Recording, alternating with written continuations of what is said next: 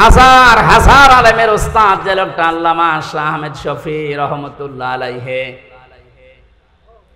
জিন্দা ওলি ছিল, হাজার হাজার মানুষকে আলেম বানিয়েছে। এই লোকটার নাম দিয়েছে এই ইনুক্তিত তেতুল হুজুর। আমি তিরমিজি শরীফে একটা হাদিস পড়েছিলাম যে আলেমদেরকে যদি কেউ প্রকাশ্যে অপ্রকাশ্যে অপমান করে, মহান আল্লাহ পাক ওই জামানায় ওই দেশে মানুষের উপরে 6টা গজব নাজিল করে। তার ভেতরে 1 নম্বরে যারাই অপমান করবে তাদেরকে এত নিচে নামাবে, পৃথিবী অবাক হয়ে দেখবে যে হচ্ছে কি।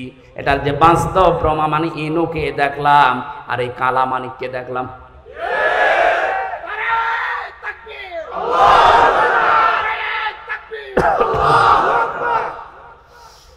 নরসিংদীবাসী, এবার আমি তাফসীরুল কোরআন মাহফিলে তাফসীর আকারে কথা বলার চেষ্টা চালাচ্ছি, ভালোভাবে শোনেন। আল্লাহ জালেমদেরকে হেদায়েত দেবেন না, জালেমদের বিরুদ্ধে নিজে মামলা দেবেন। এই জন্য ওদের কোনো পক্ষে কোনো কথা নেই, ওদের যা বললাম সব বিপক্ষে। আল্লাহ কোরআনে কারীম আমাদেরকে দিয়েছেন লিতাশকার জন্য না, দুঃখ পাওয়ার জন্য না, না খেয়ে থাকার জন্য না। বন্যা দিয়ে প্রতি বছর বছর আমাদেরকে মেরে ফেলবে আর আমরা শুধু সুবহানাল্লাহ পড়ে যাব, এই জন্য দেয়নি। আল্লাহ পাক বলেন কোরআন কেন দিয়েছি জানেন?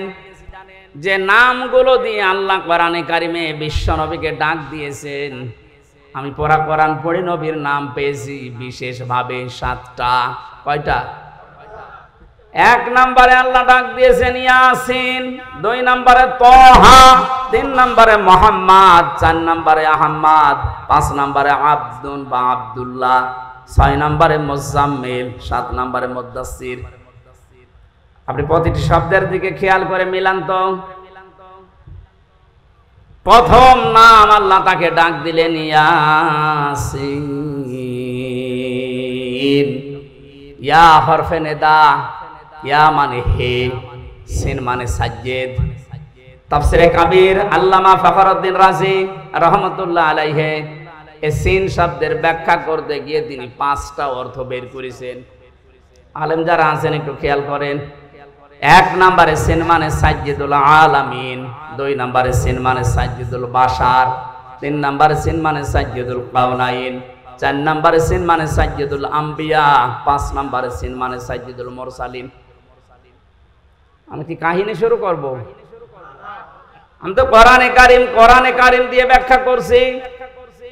আল্লাহ পাক বলেন যে 5টা নামে ডাক দিলাম। এই 5টি অর্থের ভেতরে মুফাসসিরিন ইকরাম প্রায় 27টা বিষয় তারা এখানে ব্যাখ্যা দিয়েছেন। 1 নম্বরে নবীকে সাজ্জেদুল আলামিন এ নামে ডাকার কারণ কি? আলম মানে এই পৃথিবী, জগৎ, আর আলামিন মানে জগৎ সমূহ। এই পৃথিবীর কোন মানুষ যদি এই ধারণা করে যে আমি এই পৃথিবীতে বাস করব না, আমি বাস করব মঙ্গল গ্রহে, চাঁদের দেশে, আল্লাহ পাকের নবীকে ওই জায়গাও বাস করলে আপনাকে আদর্শ নেতা মানা লাগবে। এই শব্দটা শোনার পরে কারো যদি মন খারাপ হয়, আমি এবার ব্যাখ্যা করছি।